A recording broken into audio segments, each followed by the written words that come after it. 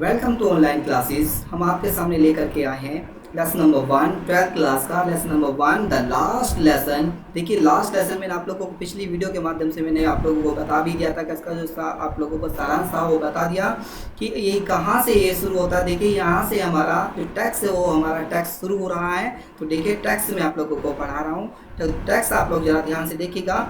तो उसमें क्या कहा टेक्स्ट के लिए कि I started for school very late that morning and was in great and dread of a scolding, especially because M. Hamel had said that he would question us on participles, and I did not know the first word about them. For a moment, I thought of running away and spending the day out of doors. If it was so warm, so bright, the birds were chirping at the edge of the woods, and in the open field back the swimming the Persian soldiers were drilling. It was almost much more tempting than the rule of participles, but I had the strength to recite and hurried off to school. देखिए मैं आप लोगों को पहले इसका word meaning को बता रहा हूँ कि इसके वर्ड मीनिंग जो है आप लोगों को कैसे हैं। देखिए क्या क्या इनका अर्थ होता है, तो वर्ड मीनिंग देख लेंगे। तो उसने कहा है तो इन ग्रेट ड्रेड ऑफ, इसका मीनिंग होता है in a lot of fear of, बहुत भयभीत था। और स्कोल्डिंग का मतलब होता है एंग्री, रिब्यूकिंग मतलब डांट डपट। और यहाँ पे लिखा है जो chirping at the edge, singing at the outline the limit, यानी छोर पर चहचहा रही थी। कौन, जो चिड़ियाएँ थी तो उनकी वो बात कर। वुड्स का मतलब होता है जंगल, और टेम्पटिंग का मतलब होता है अट्रैक्टिव, बड़ी आकर्षित या लुभावनी, वो इस प्रकार वो कह सकते हैं। और the stand to the resides, उसने कहा कंट्रोल ओवर सेल्फ, आप से बोलते हैं हम लोग आत्मनियंत्रण। तो hide of ran more quickly, मतलब तेजी के से दौड़ा, तेजी के साथ वो दौड़ा। तो इस प्रकार वो यहाँ पर मीनिंग वो बता रहे हैं। तो देखिए जो हमारा जो यहाँ पर जो टैक्स है वो यहाँ पर शुरू हो रहा है, और टैक्स में वो बता रहे हैं कि उसने फिर कहा कि I studied for school very let that morning and was in the great dread of scolding, specifically because M. Hamel had said that he would question us on participles, and I did not know the first word about them. देखिए उसने कहा कि जब उस सुबह की वो बात कर रहा है कि उस सुबह मैं देरी से स्कूल के लिए चला, तो उसकी वो बात कर रहा है। स्टडी का मतलब होता है चला, और स्कूल के लिए वेरी लेट, बहुत ही देरी से मैं स्कूल के लिए चला। दैट मॉर्निंग, उस सुबह, तो was in the great dread, मुझे बड़ा डर लग रहा था कि ऑफ स्कोल्डिंग, मुझे डांटने का बड़ा डर लग रहा था कि हो सकता है कि सर मुझे डांटेंगे। क्यों मुझे स्पेशली डांटेंगे? बिकॉज क्योंकि उन्होंने कहा, जो एम हैमल है उन्होंने कहा था कि जो उनके जो पार्टिसिपल है, देखिए मैंने आप लोगों को बताया कि जो पार्टिसिपल्स होते हैं, मैंने आप लोगों को बताया कि जो इंटर क्लासेस में पार्टिसिपल चैप्टर है आपका, जो पार्टिसिपल में से उसने कहा था कि मैं आपके पार्टिसिपल में से जो क्वेश्चन है वो आपकी जो ज़रूर पूछूंगा। तो उसने ये इसलिए कहा, तो वो सर मुझसे क्वेश्चन ज़रूर पूछेंगे उसके बारे में, और वो मुझे उसके बारे में डांटेंगे। तो उसने कहा and I did not know, लेकिन मैं इसके बारे में कुछ नहीं जानता, मुझे इनके बारे में कुछ नहीं पता। द फर्स्ट मतलब पहला जो वर्ड है अबाउट दैम, उसके पहले वर्ड के बारे में भी मुझे कुछ भी पता नहीं है। कि फॉर अ मोमेंट, एक क्षण के लिए, तो आई थॉट, मैंने सोचा, ऑफ रनिंग अवे, एंड उसने एक क्षण के लिए सोचा कि मैं यहाँ से भाग जाऊँ, कि भाई मैं जाऊँगा, वो मुझे स्कूल में वो मुझे डांटेंगे, तो मैंने सोचा एक क्षण के लिए मैं यहाँ से भाग जाऊँ। एंड स्पेंडिंग द डे, और पूरा का पूरा दिन ऐसे ही बिता दूँ बाहर ही, ऑफ द डोर्स, मतलब उन दरवाजे से बाहर ही मैं वहाँ पर अपना पूरा का पूरा समय बिता दूँ। पर लेकिन वो क्या था कि ट्वास वहाँ पर बड़ी गर्मी, मतलब कड़ा का अधिक गर्मी थी। सो ब्राइट, वो अधिक चमक रही थी, मतलब चमकीला, मतलब ऐसे कह सकते हैं। सो ब्राइट का मतलब था चमकीला होना, अधिक मतलब धूप अधिक थी यहाँ, उससे मतलब है तो उसने कहा द बर्ड्स वर चिरपिंग, तो वहाँ पर जो पक्षी थे वो चहचहा रहे थे at the edge of the wood, यानी कि जंगल ही वो अभी मैंने आपको बताया था यहाँ पर।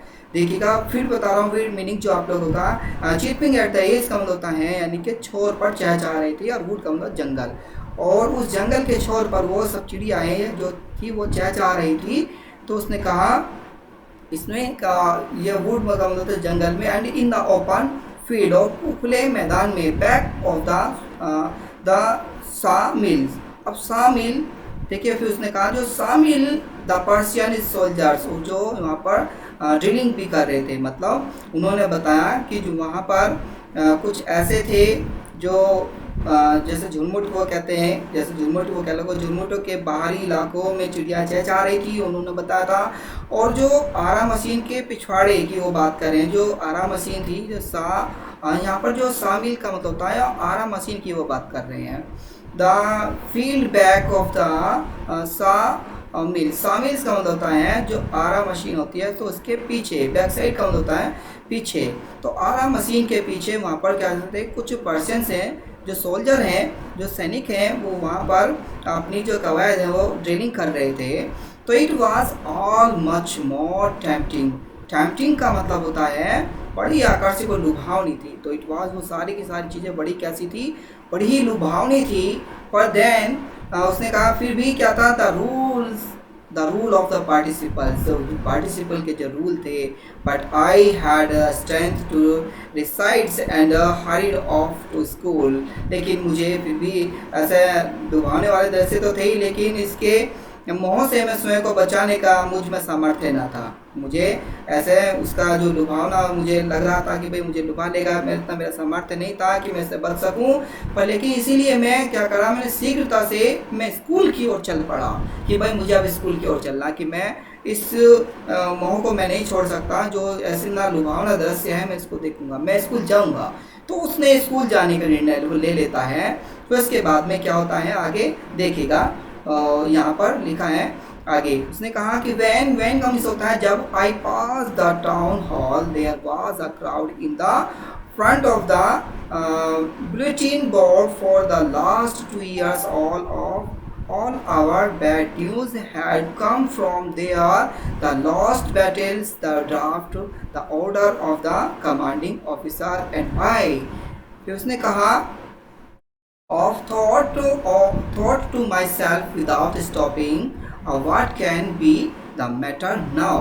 तो देखिए उसको वर्ड मीनिंग देख लीजिएगा। उसने कहा जो बुलेटिन बोर्ड का मतलब होता है नोटिस बोर्ड, यानी सूचना पट वहाँ पर, और ड्राफ्ट का मतलब होता है यहाँ पर हमारा स्पेसिकली जो रिक्वायरमेंट होती है सेना में विशेष भर्ती, तो उसे हम ड्राफ्ट बोलते हैं। और कमांडिंग ऑफिसर का मतलब होता है जो सेना नायक होता है, उसे हम लोग बोलते हैं कमांडिंग ऑफिसर्स।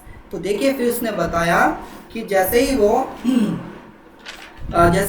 वहाँ पर जब वो जाता है, तो देख मैं आपको पीछे की ओर यहाँ पर फिर लेता हूँ कि वैन में जब वो बात बता रहे हैं कि जैसे ही वो वहाँ से जाते हैं, जाने की ओर होते हैं, तो उसने कहा जब मैं टाउन हॉल से गुजरा, वैन आई पास का मतलब गुजरा था टाउन हॉल, जब मैं टाउन हॉल से गुजरा तो देयर वाज अ क्राउड, वहाँ पर एक भीड़ थी। वहाँ पर क्या था, एक भीड़ थी। तो इन the front of the bulletin board, उस बुलेटिन बोर्ड पर यानी कि सूचना पट पर, तो वहाँ पर क्या थी, एक बहुत बड़ी भीड़ थी। तो फॉर द लास्ट 2 years, लगभग 2 सालों के लिए, फॉर द लास्ट 2 years, 2 सालों से all over the bad news, केवल 2 सालों से वहाँ पर क्या था, वहाँ पर एक बैड न्यूज़ आ रही थी। पिछले 2 वर्षों से हम लोग वहाँ पर जो भी मिलती हमें बैड न्यूज़ मिल रही थी लगातार। तो उसने कहा हैड कम फ्रॉम देयर, वहाँ पर केवल बैड न्यूज़ ही वहाँ पर लगी होती थी। द लॉस्ट बैटल, कि लॉस्ट का मतलब था खो दिया, बैटल का मतलब युद्ध में उन्होंने उसको खो दिया। द ड्राफ्ट को, ठीक है, ड्राफ्ट का मीनिंग होता है सेना में विशेष भर्ती को। The order of the commanding officer, तो उसने कहा कि हारी हुई लड़ाइयाँ अनिवार्य है, जो सैन्य भर्ती सेना नायक के आदेश पर, और मैंने बिना रुके अपने मन में सोचा अब क्या मामला हो सकता है। तो इस प्रकार वो यहाँ पर बता रहे हैं और कह रहे हैं कि थॉट टू माई सेल्फ, मैंने सोचा विदाउट स्टॉपिंग, बिना रुके मैंने सब सोचा कि what can be the matter now, कि अब क्या मामला हो सकता है। मैंने बिना रुके उन सब चीज़ों के बारे में सोचा। तो देखिए वो उसने आगे क्या बताया तीसरा पैराग्राफ हम लोग देखेंगे। तीसरे पैराग्राफ में वो क्या बता रहे हैं। तीसरे पैराग्राफ में बताया कि then as I hurried by as fast as I could go, the blacksmith watcher who was there with his apprentice, the reading the bulletin, the called after me, no, don't go so fast, Babu. You will get to your school in the plenty of time. I thought he was making fun of me and reached M. Hamel's little garden all out of breath. तो देखिए पहले इसकी meaning देख लेंगे, vocabulary को देख लेंगे। तो ब्लैक स्मिथ का मतलब होता है craftsman in the iron metal, लोहार से हम लोग बोलते हैं। और अप्रेंटिस का मतलब होता है यहाँ पर नौसिखिया बोलते हैं उसे। बब का मतलब होता है उलझन व सोच में डूबा व्यक्ति होते हैं। In the plenty of time इसका मतलब होता है मस्ट टाइम, यानी कि पर्याप्त समय इसे हम बोलते हैं। उसने कहा ऑल आउट ऑफ ब्रीथ, यानी कि उसने कहा इसे हाँफते हुए बोलते हैं, ऑल ऑफ द ब्रीथ। तो उसने ये बात कही। तो देखिए फिर उसमें क्या कहते हैं वो। तो देन मिस होता है तब से, यानी कि जब मैं, देन का मतलब तब भी होता है जब भी होता है। एज मतलब जैसे, आई हार्डली जब मुझे जल्दी हो सके ताकि मैं उतनी तेज़ी से आगे बढ़ा। तो जितनी भी जल्दी हो सकी मैं उतनी तेज़ी के साथ में आगे की ओर बढ़ा। तो आई कुड गो, जैसे कि मैं आगे की ओर बढ़ा या वहाँ पर जा सकूँ, जितनी भी जल्दी से जल्दी हो सके उतनी तेज़ी से मैं आगे बढ़ा। तो वो बात कहना चाह रहे हैं कि I hardly by as fast as I could go the blacksmith, मैं उस ब्लैक स्मिथ की ओर, जिसने कहा यहाँ पर, तो जो हमारा वाच्य लोहार है उसकी ओर, तो जो अपने प्रशिक्षकों के साथ में। तो वाचर उसने कहा who was there with his apprentice reading the bulletin the card. तो उसने फिर कहा कि जो भी उसके अपने प्रशिक्षु के साथ वहाँ खड़ा हुआ सूचना पट पढ़ रहा था। उस सूचना पट बोलते हैं हम लोग, जो रीडिंग का मतलब था पढ़ना, the is apprentice the reading जो उस पर लिखा था, द बुलेटिन का मतलब होता है हमारा, यहाँ पर उसने बताया जो उस बुलेटिन पर द कॉल आफ्टर मी, जो मुझे बुलाया गया। तो उसने यहाँ पर बात की है कि जब वो सूचना पट पर वो अपने फ़ोन में पढ़ रहा था तो उसके वजह समीप आया। तो यहाँ पे लिखा ना, यहाँ पर देखिएगा कॉल्ड आफ्टर मी, जब उसको बुलाया गया मुझे, पर डोंट गो सो फास्ट बाबू। तो उसने कहा कि भाई तुम्हें इतनी जल्दी जाने की कोई ज़रूरत नहीं है, कि भाई चिंता मगन बालक इतना तेज मत चलो।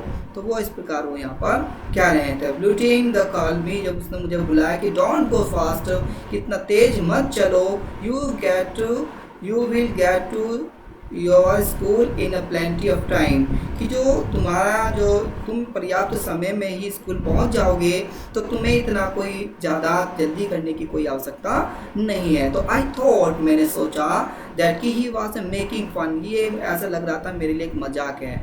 And reach M Hamel's little garden all out of breath. तो उसने कहा, मैंने सोचा, मुझे ऐसे लगने लगा कि मेरा मजाक उड़ाया जा रहा है। मैंने सोचा कि वह मेरा मजाक उड़ा रहा है, और मैं हाँफते हुए एम हैमल के छोटे बगीचे में पहुंच गया। मुझे ऐसे लगने लगा, तो इसलिए मैं वहाँ पर उस हैमल के बगीचे में पहुंच गया। तो चलिए देखते हैं और आगे कोशिश करते हैं कि आप लोग इसको, मैं समझता हूँ कि आप लोग इसको बड़े अच्छे से समझ गए होंगे। तो मिलते हैं नेक्स्ट वीडियो के साथ। Thank you watching this video.